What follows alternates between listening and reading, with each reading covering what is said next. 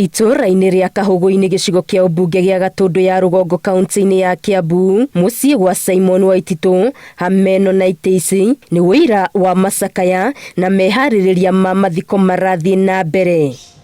Wakĩeha nĩ atĩ ũrĩa ũraharĩrio gũthikwo nĩ mũthike na maikarĩte na mwĩhoko wa atĩ nĩ megwĩtĩkĩrio mamũthikũrie nĩguo mamũthike werũ na itĩo iria manyitĩrĩire cimwagĩrĩire. Kũringana na memba a bamĩrĩ ĩno, mwaka ũmwe mũhetũku nĩrĩo mwana wao Anthony Thuo, mwanake wa ũkũrũ wa mĩaka 23, aumire na mũrango ũyũ akiumagara arorete Thĩka gwetha wĩra. Aumagara rĩrĩa acokire na thutha gũthiĩ rĩngĩ tũtiacokire kũmuona rĩngĩ. So ithuĩ twakoragwo na hopes that tondũ nĩ agĩtũhũragĩra once na hwere rĩ, Thuo arĩ o sawa na rĩngĩ arĩ o wĩra-inĩ. Tũgĩgĩkorwo na mwĩhoko atĩ Thuo no arĩtũhũrĩra thimũ kana hihi nĩ arĩcoka mũciĩ.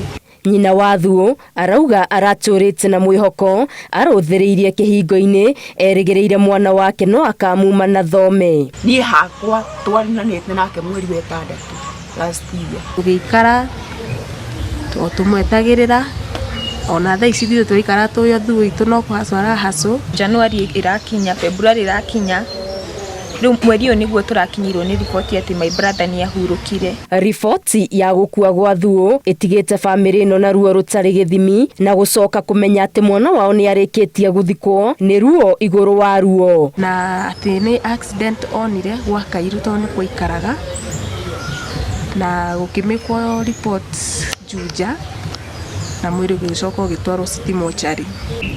Agĩcoka akĩnjĩra ũngĩenda mwĩrĩ no woneke. Ikĩmũria ũngĩoneka atĩ, akĩnjĩra no atikũririo na ũndũ wĩkwo na ihenya mũno tondũ nĩ aikarĩte anaposa na rĩu twacoka na gũkũ rĩ ti mathabu ma mbeca. Oho mũrigo wa marĩhi ma thirĩ ũrĩa ũtigĩtwo thibitarĩ-inĩ na mocarĩ-inĩ, bamĩrĩ ĩno ĩrauga nĩ ũramaritũhĩra na wendi wao nĩ maneo mwĩrĩ wa mwana wao mamũthike ngoro ciao ciganĩre. Tondũ metirio 227 nĩgetha atĩ cikave bill ĩrĩa akorirwo ikara mocarĩ. Ona okorwo ti kũmenya ũrĩa gwathire rĩ, mũno tũneo mwĩrĩ.